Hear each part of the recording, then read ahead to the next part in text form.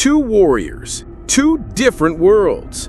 One question that haunted martial arts fans for decades: what would happen when the smooth precision of karate met the explosive fury of kickboxing in its purest form? Madison Square Garden, 1975. The crowd falls silent as two figures emerge from opposite corners. In one corner stands Jim Kelly, the epitome of traditional martial arts mastery. In the other, Benny the Jet Urquidez, the man who redefined what it meant to be a complete fighter. Tonight, their paths finally cross in the ring that matters most. Born in Paris, Kentucky, Jim Kelly's story begins in the tobacco fields of rural America. As a young black man in the 1960s, Kelly faced barriers that would have crushed lesser spirits. Instead, he found salvation in the dojo, where discipline and dedication spoke louder than prejudice. Kelly's rise through the karate ranks was nothing short of meteoric. By 1971, he had claimed the World Middleweight Karate Championship. His lightning-fast techniques and balletic movements made him a sensation in tournament circuits across America. Standing 6'1" with the lean build of a panther, Kelly possessed something rare: the ability to make devastating techniques look effortless. His signature weapon was the backfist strike, delivered with such speed that opponents often didn't realize they'd been hit until they hit the canvas.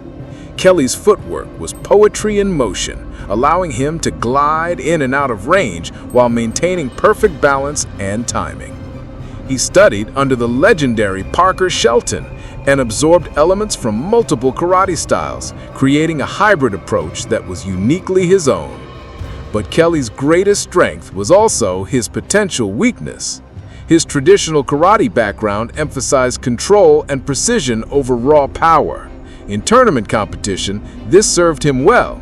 Points were scored through clean technique, not knockout power. However, in a full contact environment, would his controlled striking be enough against a man who lived to hurt people? Kelly's mental game was fortress strong. Years of meditation and traditional training had given him an almost supernatural calm under pressure. He could read opponents like a book, anticipating their moves through subtle shifts in stance and breathing. Yet this cerebral approach sometimes made him hesitant to unleash the killer instinct that separates good fighters from great ones. His conditioning was impeccable. Thousands of hours spent perfecting kata and drilling techniques had given him endurance that seemed endless.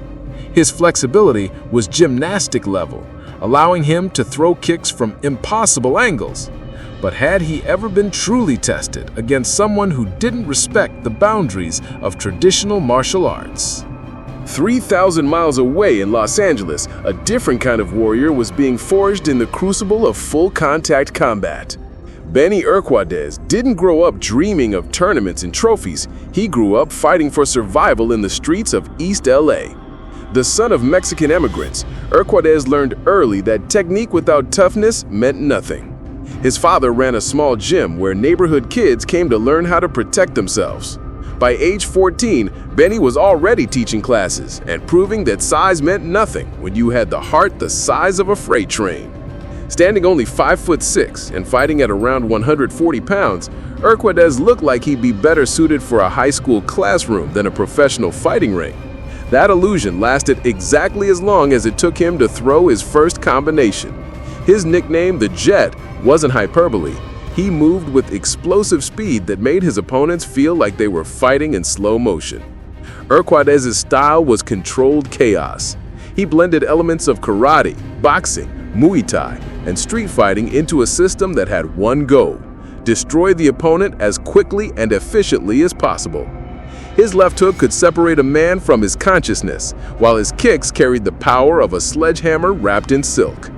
What made Urquidez truly dangerous was his adaptability. He'd studied every martial art he could find, not out of academic curiosity, but to steal their best techniques and integrate them into his arsenal. He was a martial arts pirate, taking what worked and discarding everything else. His greatest asset was his heart. In 63 professional fights, Urquidez had never been defeated, not once. He'd been hurt, dropped, and pushed to his limits, but he'd never quit. His conditioning was legendary. Stories circulated of him doing 1,000 kicks per leg during training sessions that would hospitalize normal humans. But Urquidez had vulnerabilities too. His aggressive style sometimes left him open to counters, especially against opponents with superior reach and timing. His need to impose his will could make him predictable against fighters smart enough to set traps.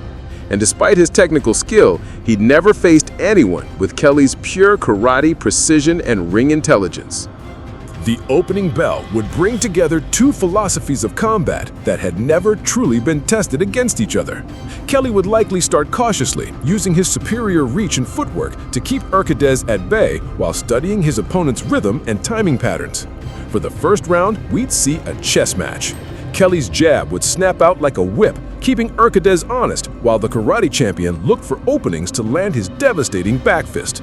Urquidez would pressure constantly, looking to get inside Kelly's longer limbs where his superior hand speed and power could do maximum damage. The turning point would come in round 3. Urquidez's relentless pressure would finally pay dividends as he slipped inside one of Kelly's techniques and landed a thunderous left hook to the body.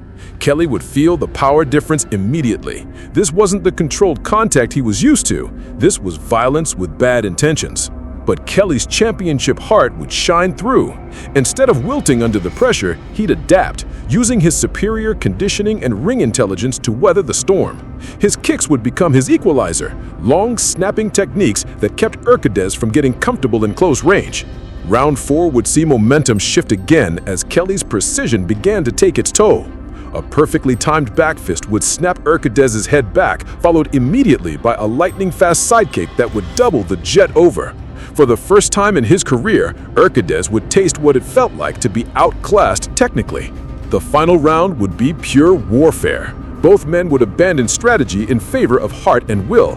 Urquidez would land the harder shots, but Kelly's superior technique would allow him to land more of them. In the final minute, with both fighters exhausted and bloodied, Kelly's training would prove decisive. A perfectly executed combination, jab, backfist, spinning heel kick would drop Urquidez for the first and only time in his professional career. The undefeated champion would beat the count, but the damage would be done. Jim Kelly would win by split decision in what would be called the greatest martial arts fight never fought. His superior technique, conditioning, and ring intelligence would overcome Urquidez's power and heart in a battle that would have redefined what we thought we knew about traditional martial arts versus modern fighting systems. The victory would belong to Kelly, but the real winner would be martial arts itself, proving that when skill meets will, magic happens.